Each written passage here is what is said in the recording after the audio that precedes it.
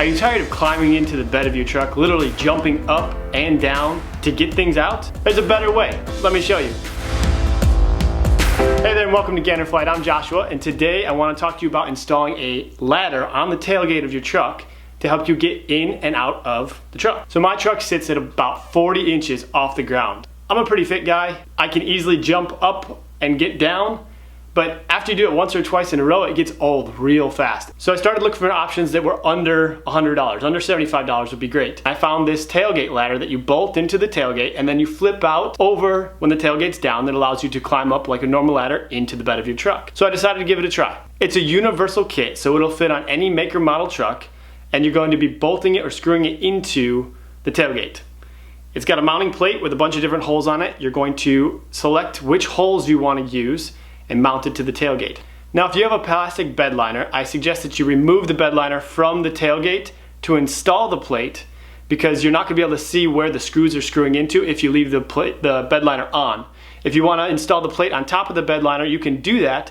However, I decided that I was going to install it underneath the plastic bed liner, drill holes for the stands to come up through, put the bed liner back on top, and then attach my ladder.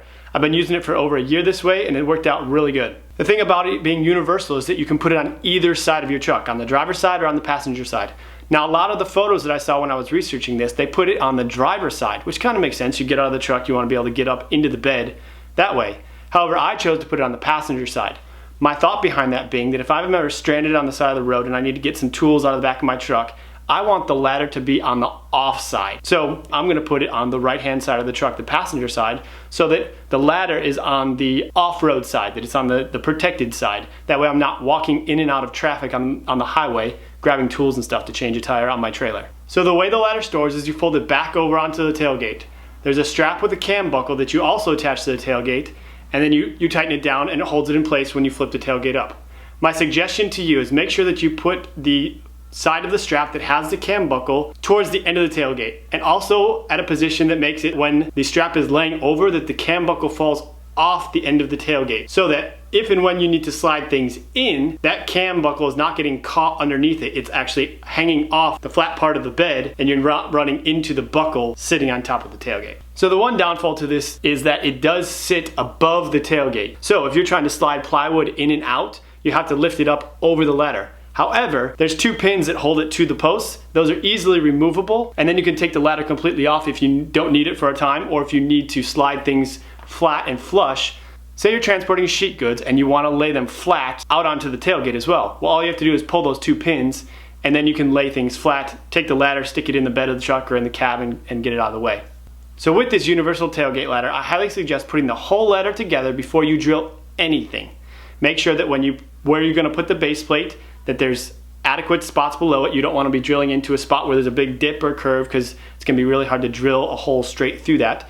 And because the base plate has so many holes, you should have plenty of options to find good places to put them. I have seen them in some of the reviews that people chose not to use sheet metal screws. They decided to riv nut holes. So they drilled it and then they used a riv nut tool to put a nut into that sheet metal and then bolted the base plate down. I've used this for over a year and I haven't had an issue with the base plate moving using the included sheet metal screws. So with this universal base plate, you're gonna want to make sure if you have a tonneau cover that when you close the tailgate, that the bracket and the ladder will sit underneath your tonneau cover, because you don't want those to collide. Now before you drill anything, again, make sure you put the whole thing together, make sure of your clearances. When you close the tailgate, is it underneath any tonneau cover you have? When you open the ladder up, are you going to clear any topper lid that you have? In addition, the little arms that come off to the side, you're going to want to make sure that they're peaked.